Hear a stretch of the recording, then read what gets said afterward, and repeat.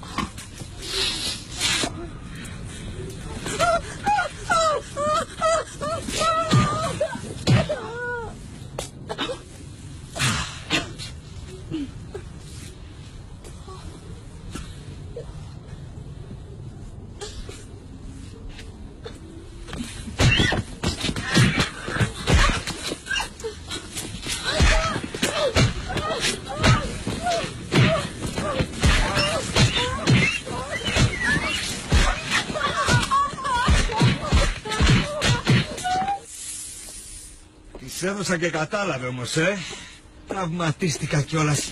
Αγαμώτο. Συγγνώμη. Συγγνώμη. Συγγνώμη.